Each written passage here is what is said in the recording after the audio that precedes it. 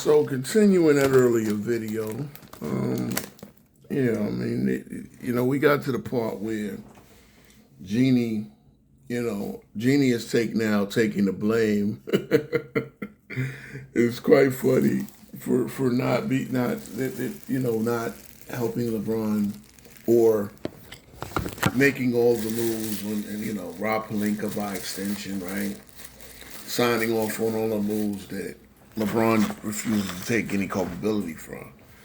And, now the accusation is Jeannie never tried to win. They wasted LeBron's career. LeBron had nothing to do with the moves. He's not culpable. See, this is the problem. This is the problem, good people. It's some point you got to just stand up and be a man. And this is really the issue with LeBron James in general. Why a lot of people just don't and won't give him a modicum of respect. A lot of people see this. A lot of the other all-time greats who didn't have the power, they played their role, right? They were great players. They didn't get involved in the office politics. They didn't get involved with the, look, I put it this way, they let the management do their job.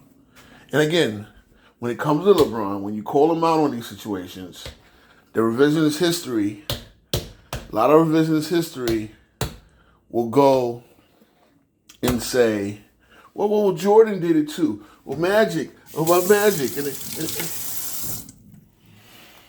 nobody to the level of LeBron Ramon James has had especially at this part of his career, right? The second winning, the winning part, or whatever you want to call it, like the time. And again, one thing about me, I always say this. I do not criticize LeBron for using his right to mobility, free agent, going to whatever team he wants to set himself up to win. It's something I do not refuse to criticize him for doing. But here's the problem, and this is where LeBron and his fanboys and everything around him and all the narratives that surround him fail miserably. It's the part where I hold him culpable for owning the decisions that he makes. And he went to the Lakers. Right, this go round, because he felt that the Lakers were an organization of winning standards and everything else. LeBron got to LA, and in his unique circumstances, right, knowing that he was at the part of his career where he was chasing down records, closing in on records, and doing a lot of other things,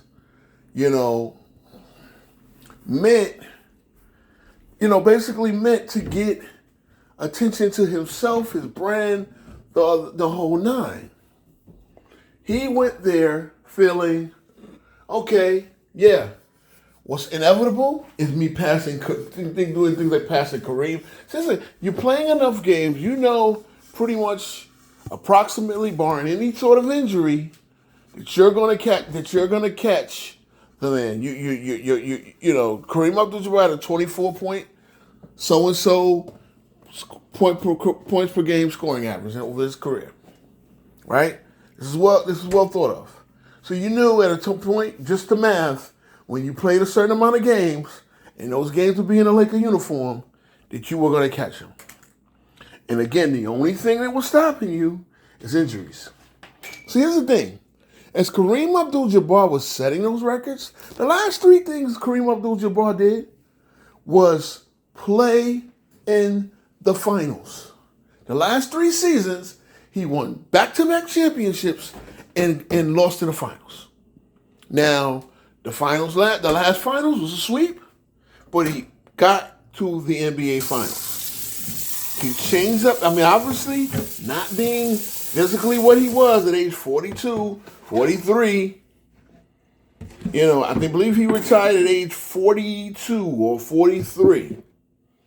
Okay? You know, he changed his role. Like, he was no longer that guy that could get up and down the floor. He was no longer young Kareem. You know, for whatever reason, you want to tell. See, again, LeBron's longevity is great. It's a great thing. But you cannot then tell me this guy has the longevity and is not expected to win. Because again, all right, you can say Kareem was not the lead guy on those last 3 championships. But guess on the last three finals runs team. And 2 of them was on the championships. But what Kareem did was provide the Lakers a good role. Meaning, he stepped back to what he was, and he contributed to winning. LeBron has not done that. LeBron has not said, you know what, let me sacrifice a little bit of stats. Let me give another guy let me give other players opportunities. Let me step back in my role. Let me preserve myself through these seasons. You know, Kareem played in no less than 72 games in those seasons where he was advanced in age. So that's the difference. LeBron has played 50, you know, for the better part of the last half decade. You know, you had COVID shortened the seasons. It shortened 2 seasons off the bat. It did make things a little tougher for that, especially for that second season. Injuries have gone up. I can understand that. I can understand him having his garden share variety of injuries. But a lot of those injuries weren't that serious. And LeBron James took multiple. Like, he didn't take games here and there off. He took multiple games off. And a lot of people say it's the yearly sabbatical where he recharges the battery, or, you know, the other accusations, which I'm not going to get into in this video. I'm not going to get into this video about how he's accused of, I'm just not even going to get into it. It's not worth it. Until it's smoking gun proof, it's just speculation, and that's not what I'm here to do. I'm here to speak facts. But the fact of the matter is, yeah, you're not giving the day in, day out dedication. You're not preserving yourself.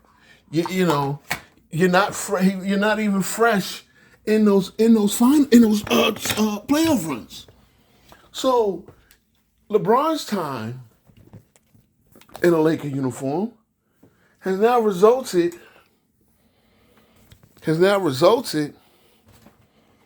in only 2 times getting out of the first round. If Kareem, as he was setting that record, was helping the Lakers get to 3 consecutive finals, you explain to me why it's that big of a deal that LeBron James was doing things like passing Kareem in all-time. So I believe he passed Magic as well in all-time assists, right? He passed Jordan, he passed Kobe, passed Malone, he passed Kareem. He passed 4 guys. He was 5th coming to the Lakers, I believe. He might have been 6th. And now he,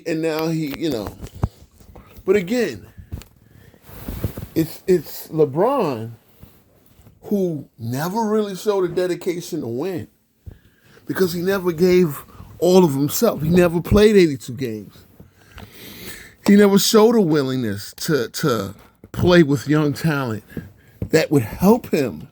He never gave a young talent a chance to play in his role or take some of his minutes.